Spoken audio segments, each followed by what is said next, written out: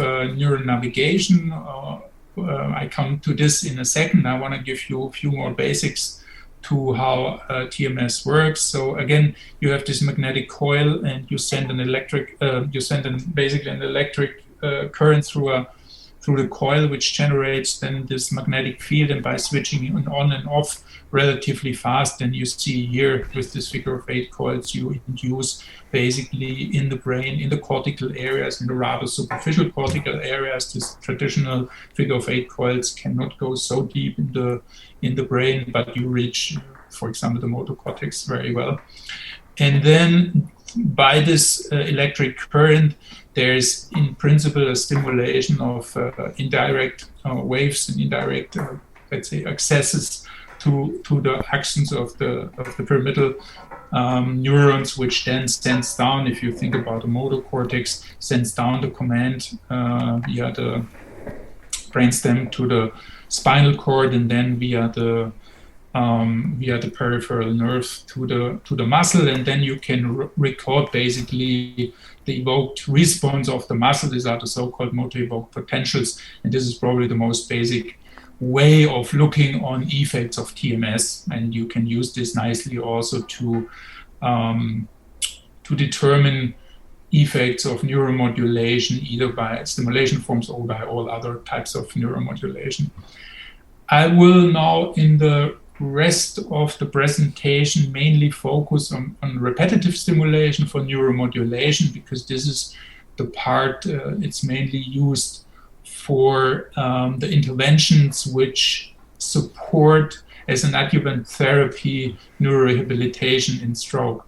However, it's probably just for completeness, it's good to know that TMS allows also to very well evaluate intracortical circuits, like, for example, GABAergic neurotransmission in the cortex or glutamatergic. And to this end, there are paired pulse paradigms used.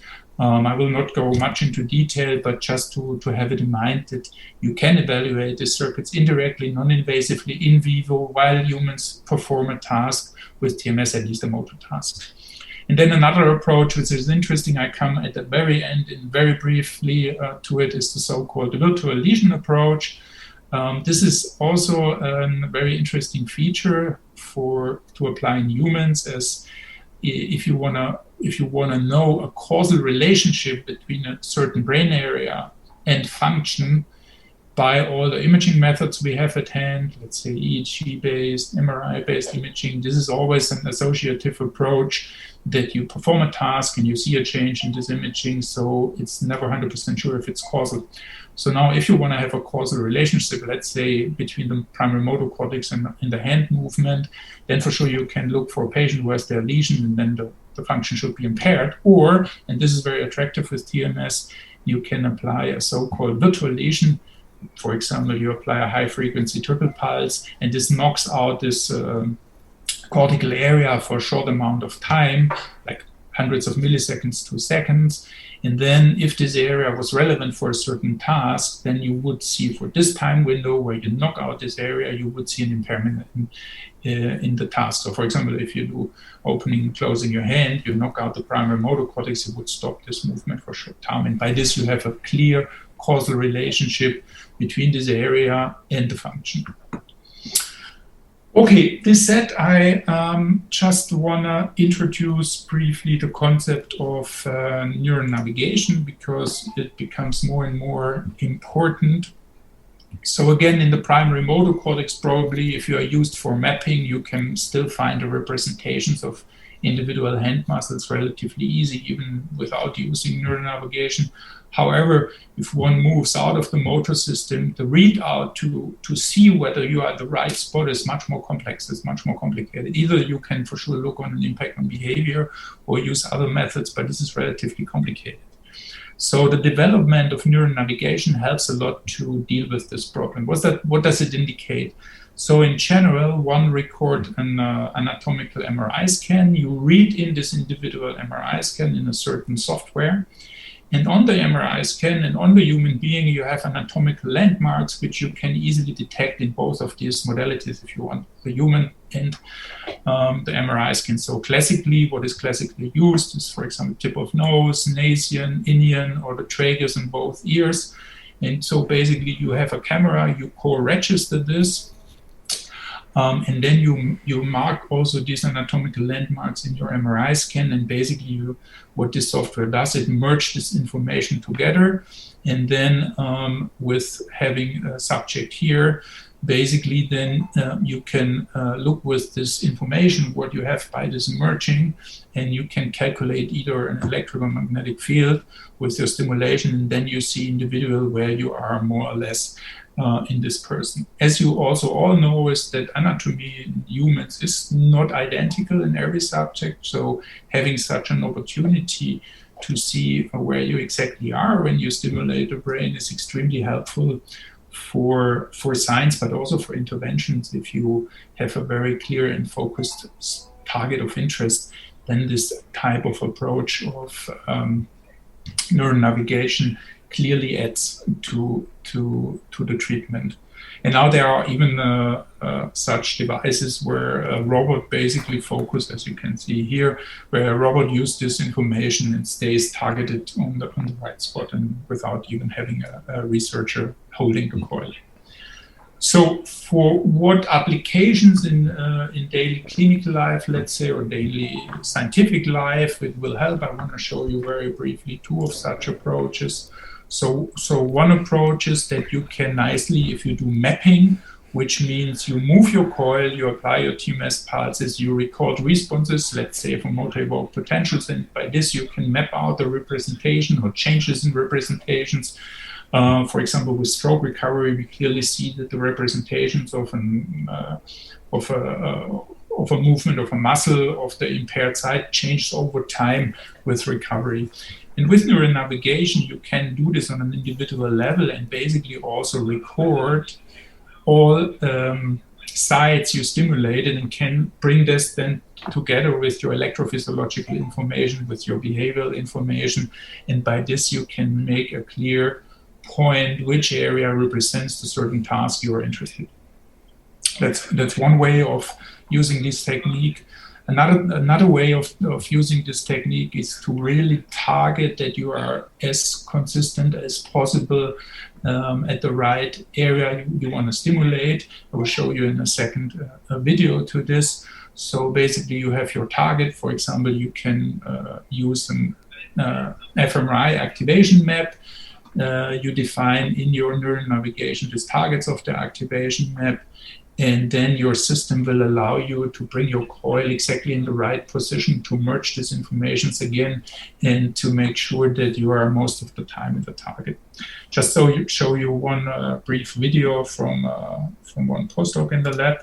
So you can see here. So you see here basically if you move the coil here, let me get the pointer, maybe it's a bit easier to see. Yeah, so if you move the coil, then you see that also the view on the brain changes. And then if we have a target here, it's like this green cross. So the TMS pulse will be only applied if the coil is in the right position to target exactly this area. And then it will apply the TMS pulse in this. So I think it's a very helpful tool, especially probably helpful if you think longer term in clinical translation and applications on a large scale done probably by people who are not too much experienced with TMS, then this is a helpful tool which allow you to make sure that you're really at the right spot and you provide the right, let's say, stimulation to the brain you're interested within your therapeutic or your scientific goal. Okay, so let me go one step forward. So for the safety considerations, I will not go through every side effect and every safety consideration. There's just a new guideline came out now, so you can have also a brief look there. I think the most important point always, or everybody is thinking of as the most relevant side effect would be the induction of a seizure. So in general, if somebody has a history of seizure, you would not include somebody in most of the research studies and interventional studies. It's probably different. There are also studies using rTMS in epileptic patients with a certain goal to reduce the seizures, so let's keep this out. But what was interesting, what is also mentioned here in this review manuscript, looking over since the last safety review came out almost 10 years, a bit more than 10 years ago, there are seizures reported, rarely. And what was a bit surprising is that actually from the few seizures which appeared, the larger part was induced by single pulse and paired pulse TMS rather than repetitive stimulation. Actually, I think almost everybody would have probably thought that the opposite, because with repetitive stimulation, you can neuromodulate in principle the cortex, and you can even enhance cortical activity over a longer period of time. So one could have thought that this rather lowers the threshold for a seizure, but apparently for this data now over the last 10, 11 years, it seems not be the case.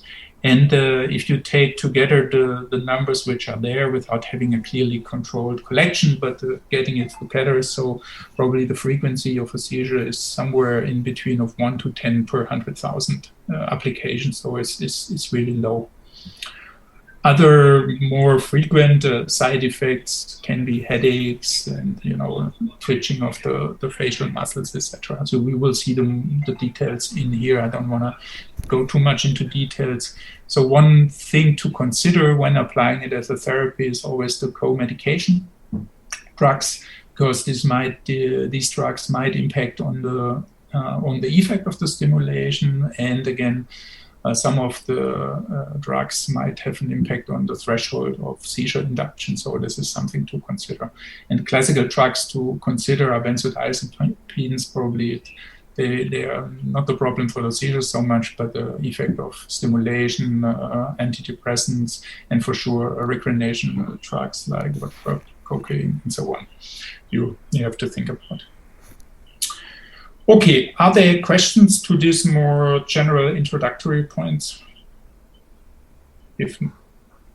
So far, I have not seen any questions in okay. the chat, so I think everything is clear so far. So then I would move on now and go more closely to our main topic, the rTMS as an intervention for stroke, and I want to introduce the, let's say, very basic model on which these interventions are based on, which are currently, let's say the last 15 years probably were used for non-invasive brain stimulation and stroke. And let's see, based on this model, and start for the evidence, and then later on probably we come to a bit more complex idea how the situation probably is. Okay, so so if you look on the human brain, and if you look on upper extremity function, so what we know is that both hemispheres, they interact with each other in a reciprocal way. So for example, if you move one hand, then rather the ipsilateral motor cortex is inhibited by the contralateral, which makes sense to avoid mirror movements. However, this is a complex interaction between both sides, and it's in a lot of cases is rather inhibitory. However, certain functions are also facilitatory interactions. So what around in the beginning of the 2000s, what has been shown by a milestone work from Leo Cohen's work, lab at the time from Nagaka Murase, was that in chronic stroke patients who were relatively well recovered, if they evaluated interhemispheric interactions between the both motor cortices, then the first point was it was unbalanced compared to what you see in age-matched controls. And it was in a sense unbalanced that the intact hemisphere exhibited a strong inhibitory drive to the lesioned side motor cortex, and this enhanced inhibitory drive impacted on residual motor function. So if you take this model of bilateral interactions, rivalry between both hemispheres into account, And seeing this early on data, then one simple conclusion at the time and now is that, so how can we modulate it? So one way of dealing with this, one could say, okay, if there is too enhanced excitability, inhibitory drive to the lesioned hemisphere, we can try to reduce this drive. And so one way to do it is to basically inhibit motor cortical activity in the intact hemisphere. Indirectly, this leads to a reduced inhibitory drive to the lesioned hemisphere, and by this you support basically excitability in the lesioned hemisphere. So that's one general view of the system, and the more simpler view would have been, so for sure, I mean, you have your site of stroke, and if the stroke is in the cortex and motor cortical areas, the fully damaged area stimulation within these areas will not do an effect. So you have to either go to perilesional areas to stimulate, or areas which will probably take over function from the lesioned areas. But however, in most of the patients anyways, the primary motor cortex in an isolated way is not damaged. So you have rather subcortical strokes or a combination of subcortical cortical, with the hand knob area very frequently intact. So to be honest, I think in 15 years of clinical work, I saw maybe 10 primary isolated hand knob strokes. So it's a very rare phenomenon. So again, then if you take these two concepts together, then one idea is to enhance excitability in the lesioned motor system by either applying directly to this lesioned hemisphere excitatory rTMS or other non-invasive brain stimulation techniques like a nodal TDCS, or you go for the in principle for this indirect way by reducing motor cortical activity here and by this reducing the inhibitory drive. So in this view of this early on work, also one anticipated that the more activity is here and the more drive, the more maladaptive. So then it goes into this idea of reducing maladaptive activity in the intact hemisphere. However, and I will probably come a bit more in detail to this later on, is I think current, especially imaging work, suggests that this model is not as simple as we probably thought 10 years ago. It probably, the role of especially of the intact hemisphere changes over time, over the course of recovery, and it changes also with certain patient groups. So as I told you, this early on work was in patients with very small subcortical lesions, relatively well recovered. However, if you look in patients with rather large lesions, not so well recovered, it appears that probably activity in the intact hemisphere is probably rather supportive and maladaptive, at least in part of the phases, like, for example, in an early on stage. Okay, so this said, what techniques to neuromodulate this system do we have at hand? So the most classical with rTMS is basically repetitive TMS.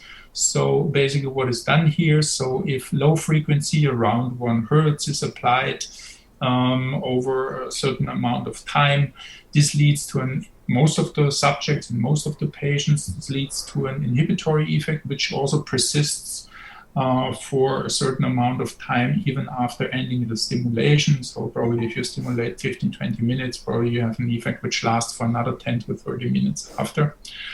And then if you want to achieve the opposite, you have a facilitatory effect, then usually high frequency rTMS in the range of 5 Hertz, probably a bit more even, applied, again in a kind of comparable arrangement. And also here, at least in some studies, you have also an after effect after the stimulation. A bit, let's say, more newer protocol for achieving such neuromodulatory effects bidirectional. The theta burst stimulation. This is based on findings of original slice and animal work, where an arrangement of high frequency bursts, time in the original work probably is 100 Hertz, arranged in a theta frequency. This leads then to enhanced excitability plus excitability or long-term potentiation, long-term depression. So if these bursts are arranged in a so-called continuous fashion, as you can see here, then in this slice for original animal work, it leads to a clear decrease in excitability and to an induction of long-term depression. This is also seen in humans, and if you apply it in a so-called intermittent fashion, these bursts in a theta arrangement with certain breaks in between, then this leads to a facilitation, or if you go to the original work in slices, etc., to LTP induction. I think, interestingly, in humans, in comparison to this rather slice and animal work, there were 50 Hertz bursts instead of 100 Hertz bursts used, but this was at the time rather, I guess, a technical restriction, because the machines couldn't do higher frequencies with enough intensities, rather than having a very strong evidence by 50 Hertz or 30 Hertz is also applied in humans is much better than 100 Hertz. I think it's rather coming from this point. In the further part of the presentation today, I will mainly talk about like classical rTMS and theta burst stimulation. There are other ways of using TMS for stimulation, like, for example, paired associative stimulation, where a peripheral somatosensory stimulation is paired to cortical TMS stimulation and can induce also longer lasting effects. But for this, I will not talk about this today. So again, one part important to consider, that if you think about a stroke and you go beyond the hyperacute phase where thrombolysis thrombectomy is applied and coming to a stage, let's say a post-acute and chronic stage, there's a clear different dynamic in regard of reorganization, also probably plastic state of the brain. So there's a rather call it here hypoplastic state in the first 8 to 12 weeks, and then this level of plasticity goes back to a normal level of plasticity comparable probably to age-matched controls. And in this phase, you see also the natural recovery if patients show natural recovery. But this is important to consider, because in the following description of the rTMS effects, I will segregate between this rather early on phase, post-acute phase, meaning a few weeks after the stroke, and the rather chronic phase, which means 6 months up. Okay, just to very briefly that we're all on the same line for this, for evidence levels in the view of clinical evidence and evidence-based medicine. So consider this level A would be as definitely effective or ineffective for sure. And then at least there should be 2 class 1 studies. I come to the classes in a second, or 1 class 1 study and at least 2 class 2 studies. Level B, probably effective or ineffective, at least 2 class 2 studies, or the combination of class 1 and class 2 and class 3. Simplified way. Then level C is possibly effective or ineffective, at least 2 class 3 studies, or a combination. And then if there are very few studies, like less than 2 or so, then it's very difficult to make a recommendation, or if there are very small samples of subjects, of patients in the studies. So what I don't want to read everything, but I think it's important to have a rough idea what this classification of studies, what it has in, how it is defined. So for class 1 study, highest class, this is a prospective randomized placebo-controlled trial, and the outcome is masks, and there has to be also a representative population, so more than 25 probably. Randomization needs to be concealed. Clear primary outcome have to be defined. There are clear defined exit and inclusion criteria. Dropouts have to be accounted for, and crossed over with numbers sufficiently low to have also minimal potential for bias. And then the baseline characteristics, ideally they're also balanced within the groups as much as this is possible. A class 2 study is also randomized placebo-controlled, but smaller sample size. So it is considered around 10 to 25.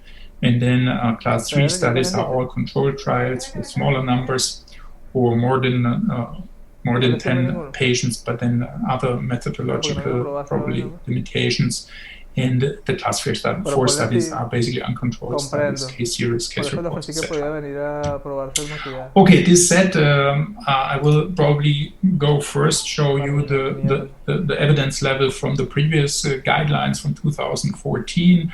So at this time, for the contralesional motor cortex, I'm talking now for motor recovery, for low frequency, like 1 Hertz rTMS, for example, for the contralesional, so intact hemisphere, in the acute or early on stage, there was a low level of evidence C. Then for application of low frequency, again, contralesional motor cortex chronic, so above around 6 months, was level B. For high frequency, facilitatory to the ipsilesional motor cortex lesioned hemisphere in the early on stage, in the acute, post-acute stage, was level C, and the same for the chronic. So now in the next minutes, I'd like to go with you through the current evaluation of the evidence level within the motor system, and I will give you also a brief status of the levels of evidence for other cognitive domains like language, like aphasia, and neglect.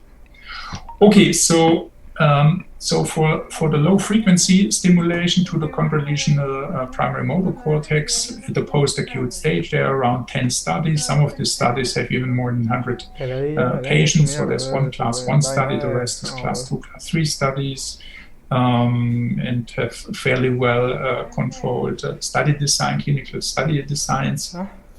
And if we basically summarize these studies, then it becomes clear that most of the studies, 9 out of the 10 studies, showed an improvement.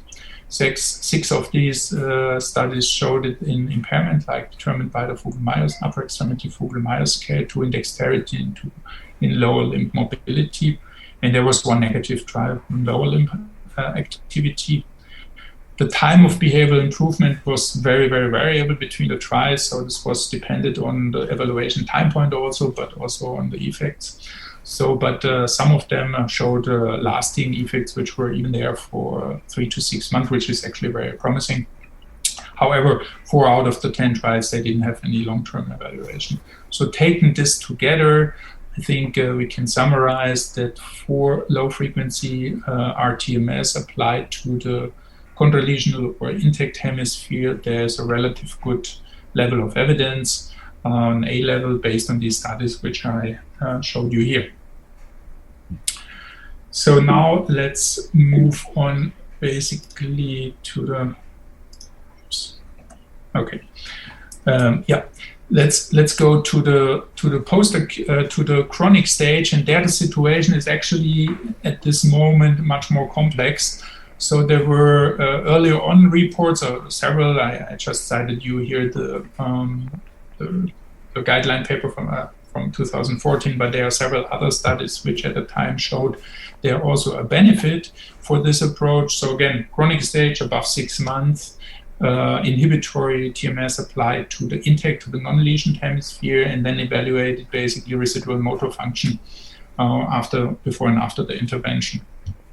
And there was some promising evidence. However, there were currently 2 studies, well-controlled studies. So one is the niche trials, for a relatively large study in which a combination of force-use therapy with navigated rTMS was applied in the chronic stage, I think it was in the very early chronic stage of stroke patients, and they couldn't find a clear effect of this approach. Similar to this in chronic stroke, in a subacute stroke, was a study led by Namjoon Paik from Seoul, and also in this study they couldn't see a clear improvement with this intervention. So for this part, actually the evidence is quite heterogeneous at this stage. It's not so clear like for this earlier stage whether or not contralesional low frequency or continuous theta burst stimulation will lead to a clear improvement in motor functions of the impaired limb. So just that you see basically the results from the niche trial. So here you see basically the change of the Vogel-Meyer, the ARAD, or with motor function, and there is no clear improvement with the with the real stimulation compared to the sham stimulation. Okay, so if now taking these very current data together with all the studies, then it looks like that the evidence level is actually not very clear. I mean, the NICHE trial was a huge trial with almost 200 patients in one study, and the other studies had also, I mean, at least were class 2, class 3 studies there. And overall, in this big study, there was rather negative outcome for the trial, but there are also studies which show an improvement. So taking these together at the moment is quite difficult to make a clear recommendation, at least on a very, very high level. So there might probably be an effect with this intervention. I think there is more work needed, and probably, and I will come to this back at the very end, probably we have to stratify a bit better the patients, and especially for this idea of modulation of the intact hemisphere. Okay, so then let's move on to the lesioned hemisphere. There, high frequency or ITBS is applied to the motor cortex. There are around 5 studies. They're not that big, the numbers, but at least in some groups there are almost 40 patients in the real versus sham stimulation group. These studies are all class 2 studies. So if we summarize them, some of them 4, they showed an upper extremity improvement. There were 4 more studies before 2014. 2 of these trials compared IPSI versus contralesional. And there, the results were rather in favor of the contralesional rTMS than the IPSI lesional. Follow-ups were very heterogeneous from 2 weeks to 12 months. And then taking all of this together, then the level of evidence can be considered as a B level. Okay, the same for the chronic phase of IPSI lesion. There's even less studies there. The numbers also within the studies are, at least in this one, is rather small. So it's a class 3 study here. This is bigger than the real simulation. And there are at least 55 patients. This study evaluated lower limb. This study evaluated upper limb. So taking this together, as there are only 2 studies, and one of them with very small number of patients, and looking one study on upper and on lower extremity, actually under this view of clinical evidence, I think at the moment there cannot be a real clear recommendation made due to this low number of studies and low subjects in the studies. Okay, so now in the next few slides, I will move on to looking on gait and then on other cognitive domain, briefly summarizing this. There's less evidence, obviously, than for the motor domain and for upper extremity motor domain. So for cerebellar rTMS in the chronic phase, there's a very nice study from Giacomo Koch's lab, where they looked in a randomized clinical trial the effect of cerebellar stimulation on gait and balance in patients with hemiparetic stroke, and they could show in this study a clear improvement with cerebellar stimulation versus placebo stimulation. Furthermore, in another study by Namjoon Paik from Seoul, also there in their pilot study, they saw a positive effect of this type of stimulation. However, as there are very few studies, it's at the moment very difficult to make a clear recommendation. However, I think this study from Giacomo Koch is quite promising, but has to be probably further supported by other studies. Then, Professor Hummel, just quickly, I'm not sure how much you have left to say, but I just wanted to say that you have about 10-15 minutes left. 10-15 minutes? Yeah. Okay. Yeah, I will definitely say this time. Yeah, of course. Take your time. Okay. So now for difficulties with swallowing, which are also regularly recognized in patients after a stroke, there are 2 approaches also here. They're targeted to the either IPSI lesional or contralesional N1. And there are not so many studies as you can see here. So in the post-acute stage, there were a few studies and even fewer in the chronic stage. So also here, difficult to give a recommendation. However, there were several sham-controlled RCTs, and they showed a post-acute improvement in swallowing. There were 3 trials also before 2014. And with bilateral stimulation. In the chronic stage, there was no improvement. So it's probably promising for this early on phase, a few weeks after the stroke, in the first few weeks after the strokes, to achieve also improvements which are there for a longer period of time. Okay, let's briefly go to aphasia as a symptom, and here usually it's applied to the contralateral with low frequency inhibitory rTMS to contralateral language related areas, like for example the IFG. There are several studies which have study class 2, 3 usually, and with these studies, there are class 2 and 3 studies, and several showed an improvement in, for example, picture naming, but also one no improvement with longer follow-ups up to 2 to 3 months. They show a level B. So for the acute stage, there's only one study, so cannot give a clear recommendation of this. Then let's move on to neglect. Also here, basically, the rTMS is applied to the contralesional hemisphere, and with inhibitory, either low frequency rTMS, or in this case was continuous theta burst stimulation to the posterior parietal cortex.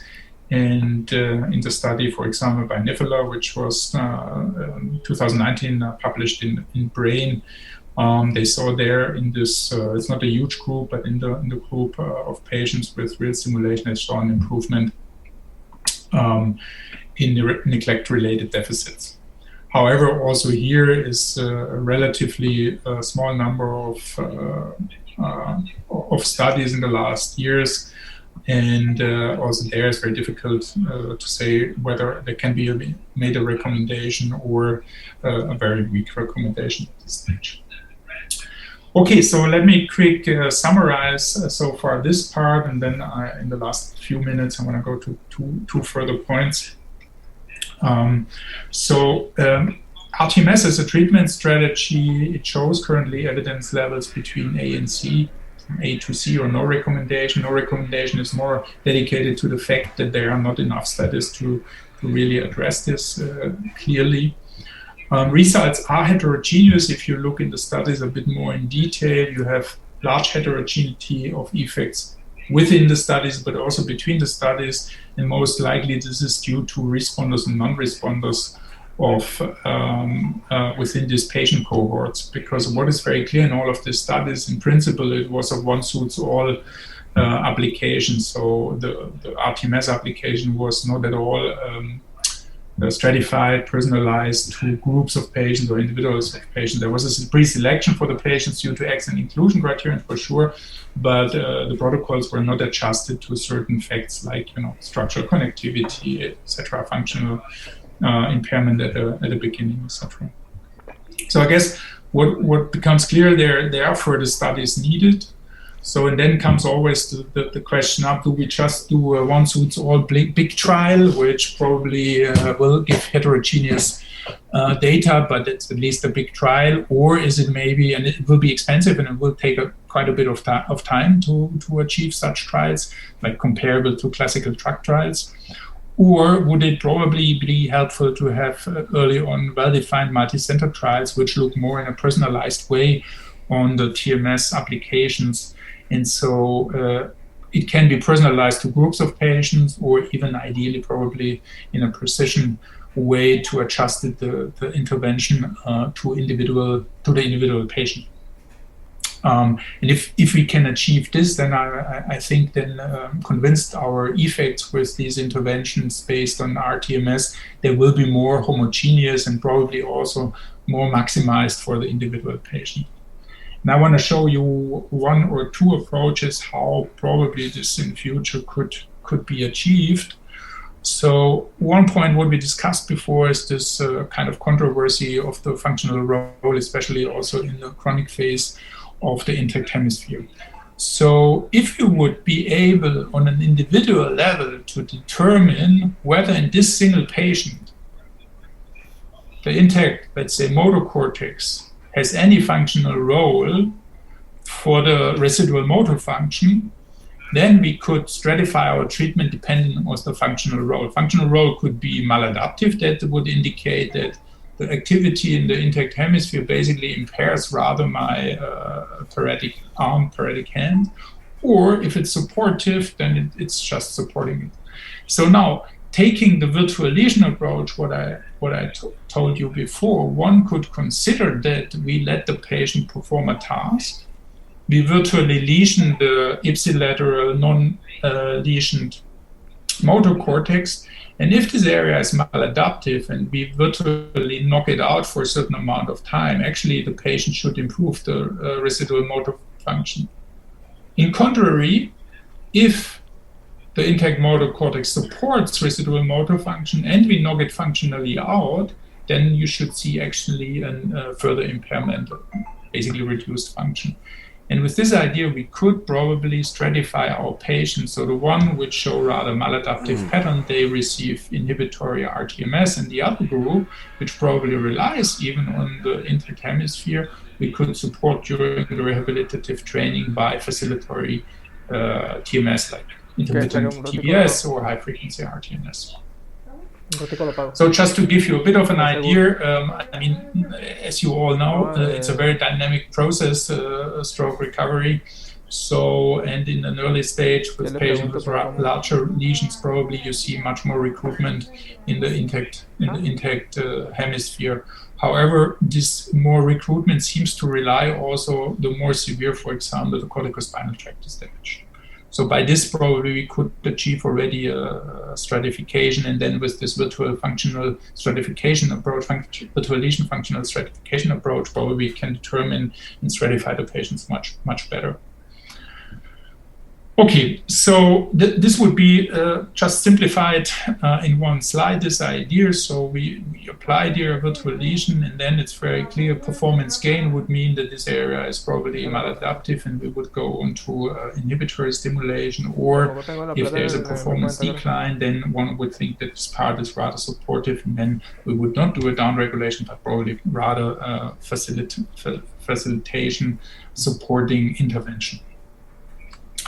So let me now in the last 2-3 minutes just come back to one important point. So I would say in general, stroke is very clear, it's a network disorder, and we have at hand now different techniques where we can monitor the network, where we can analyze the network, either on a structural level or on a functional level.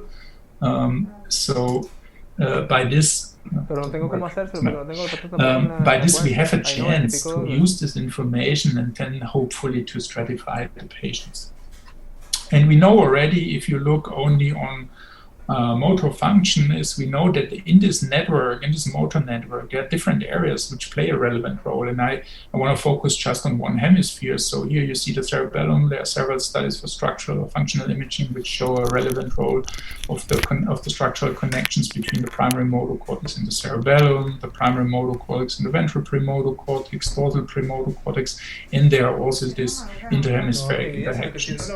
So the brain functions by this well-orchestrated interaction within this network. So, and with recovery, we definitely see a change in this network, and probably depending on damage, for example, to the outflow from the motor system, the corticospinal tract, depending if there is massive damage or much less damage, probably other connections, like for example, there's evidence that primary motor cortex to ventral premotor cortex structural connections become only important and relevant for residual motor function if there's a relevant damage to the corticospinal tract. And then we would have a different target probably for our intervention, moving away from classically primary motor cortex stimulation, but rather to ventral premotor cortex stimulation. So we could probably using this information to stratify our targets of stimulation. And then in this case, then the neuronavigation comes in place and becomes a very important part, because we would have to determine in the individual patient which area we should stimulate and monitor this also the right way.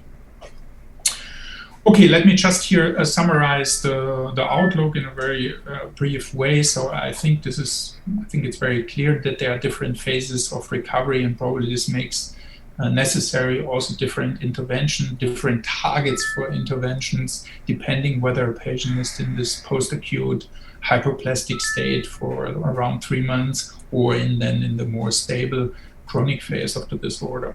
I think structural integrity gives us already information about certain certain groups of patients which might need one or the other intervention, and I brought you as an example that it depends on the damage of the corticospinal tract versus probably stimulation of the primary motor cortex or the ventral premotor cortex will be more or less favorable. And there are also more information to be used as functional connectivity. If we understand these functional connectivity patterns, and we can even impact on dysfunctional connectivity patterns by rTMS, or we can furthermore stratify and enhance the effect of stimulation. And so by these methods, I think by these approaches, and we have to test them in trials, in well-controlled trials, we hopefully can basically improve the effects of rTMS and improve the therapeutic effects for the individual patients. And by this, I think I hope I didn't go too much over time. Oh, yes, a bit.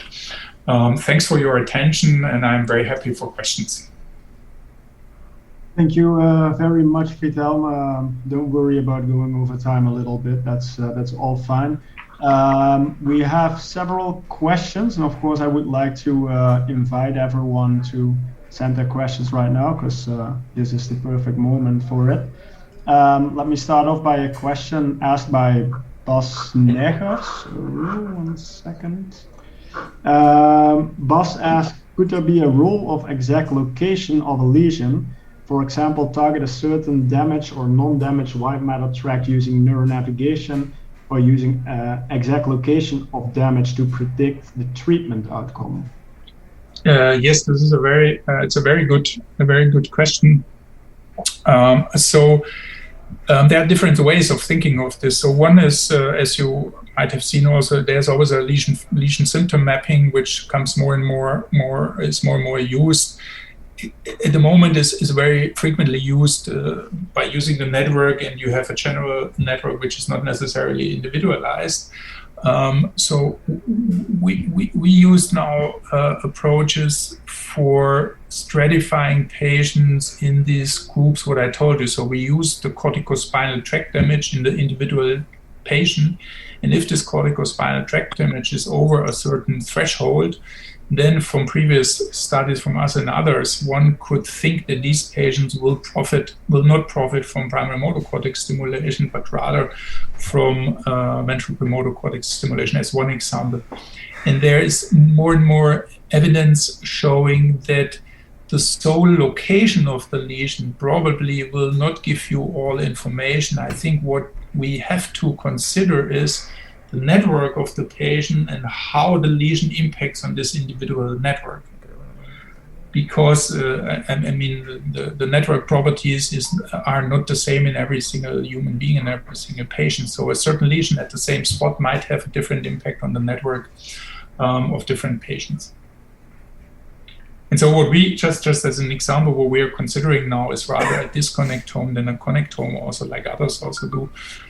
So instead of looking what impact, what the lesion leaves unimpaired, we're looking on what part of the network is impaired by the lesion in a connectivity matrix. And this helps to get actually an interesting glance on the lesions that will come now, paper and stroke and in brain outcomes in the next few weeks. All right. I think that is a very clear answer to the question. Of course, Bas, if you want to know something more, feel free to put it in the chat. Then I'll continue with the next question by Jocht Fink, who first of all thanks you for a very nice overview.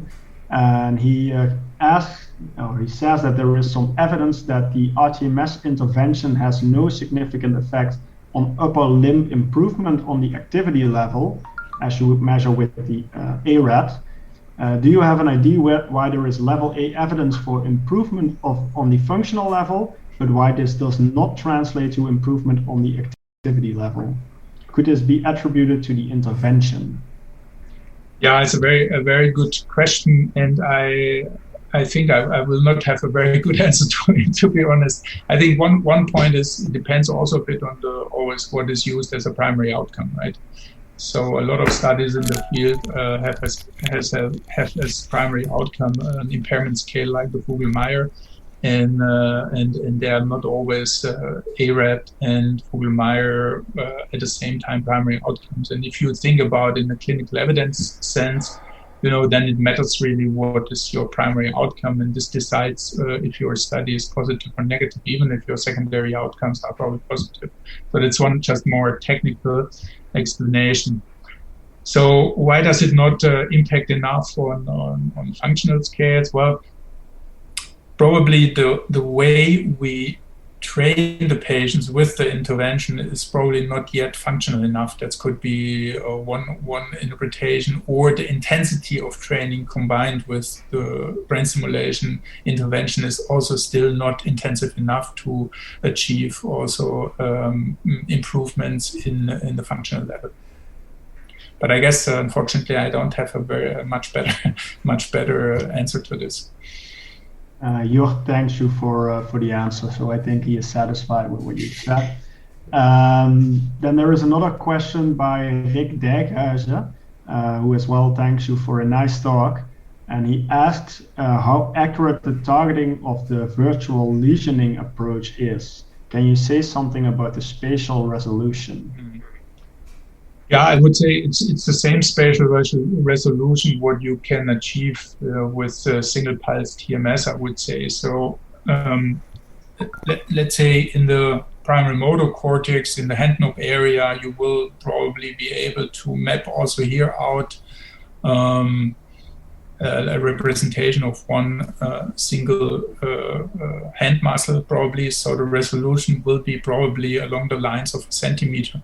The problem is, the more intensity you need, so the more deeper you go into the brain, the less focal it becomes logically also. So this virtual lesion approach, we think not in a inhibitory modulatory approach, but rather in a, let's say, a double triple pulse, high frequency, 20 hertz, classically, which has been shown in a lot of studies to have a short effect of virtual lesion. Short means really hundreds of milliseconds, probably a few seconds. It's not a longer lasting effect. So you need also a task. Your readout, what you use, needs to be also time critical, that it allows you really to read it out. So for example, you can do tapping task or an isometric movement, for example. These are examples what we are using for this. But I would say in the centimeter range, probably a little bit below if everything goes super well, but not better, definitely. I mean, these are the limitations. If you use classical coils, I mean, as you all know, there are these very small superfocal coils, but the intensity is then a problem. Okay, Rick also thanks you for the answer. So let's continue with, for now, the last question by Jort Vink again. He asks, do you restrict the virtual lesion approach to the contralesional primary motor cortex, or do you also investigate the role of other motor regions like the SMA or premotor cortex?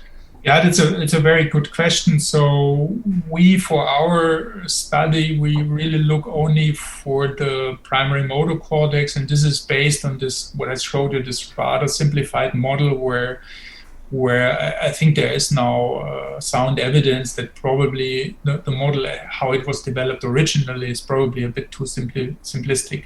And probably there are patients which fits very well to this model, but I think there are also patients who do not very well fit to this model. And this is the target of our study. So now the question is whether other additionally recruited areas will rather be adaptive or maladaptive. It is not well studied, I would say, but my belief is that all the recruitments of secondary motor areas, I believe it's rather supportive for residual motor function. Though there's work from Nick Ward showed a long time, 10, 15 years ago already, if they evaluated longitudinal the data of imaging of fMRI, then there was an evidence that rather the patients who did not recover well show more ipsilateral, contralesional, ipsilateral to the paretic hand activity. So now the question is, what is the hand and what is the egg? Do they not recover because they have so much ipsilateral activity, or does the motor system, the brain, try to recruit more areas to support the residual motor function? Personally, I believe rather the second one. Mm-hmm. At least for patients with big lesions, not good recovery, rather impaired.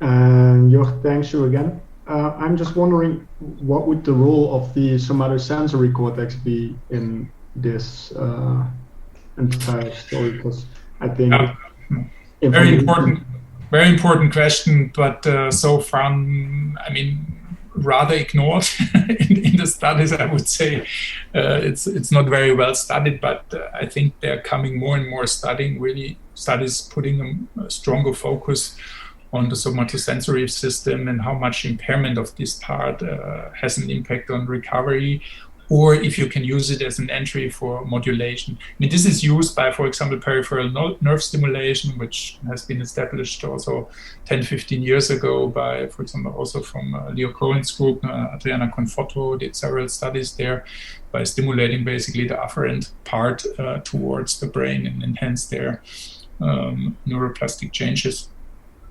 But I think it's not so well, unfortunately, studied yet, but it makes totally sense that it's important because there are so dense reciprocal interaction between the motor system and the somatosensory system. So I guess it might be also an interesting target, especially probably for patients who have either a fully intact somatosensory system, you have a nice entry, probably another entry into the motor system, or as an interventional goal for the ones who are more impaired on their somatosensory side. Okay, thank you. That is very clear as well. At this moment, I do not see any other questions. Of course, I would like to ask everyone to, if you think of a question right now, please put it in the chat. And if a question comes up after this webinar, please feel free to send me an email, and I will forward the question to Professor Hummel so he can give an answer on a later stage. So with that, I would like to thank Professor Hummel very much for this very interesting talk, very interesting webinar. I see many people putting thanks messages in the chat right now. Thank you. So thank you very much. And thanks a lot. It was a pleasure. Thank you for the questions. Great questions also in the discussion. Thank you. You are very welcome. We hope to see you again sometime. With that, I would like to end the webinar, but of course, first I would like to mention again that we have more webinars coming up very soon, so please keep an eye out on our website and our social media canals, and we will also send you information on the upcoming program. During these coming webinars, we also have online live demonstrations of some of the systems that Professor Hummel mentioned during his talk. So we will show a neuronavigation system and a rTMS system and show how this works. So for all of you interested in the working mechanisms of that, please register again to the upcoming webinars. And if you want to gain some hands-on experience, then I would like to invite you to our TMS course that we will be having on the end of this year, in which we have workshops, presentations again. So if you have any questions about either of these matters, please feel free to contact me. And with that, once again, thank you very much, Professor Hummel. And thank you everybody for joining. It's really nice to see that from all over the world we have people following us and following our webinars. So we hope to see you again during the next webinar. And thank you very much for being here. Have a nice evening or day, depending on where you are in the world. Thank you very much and goodbye. Thank you. Take care. Bye-bye. Bye.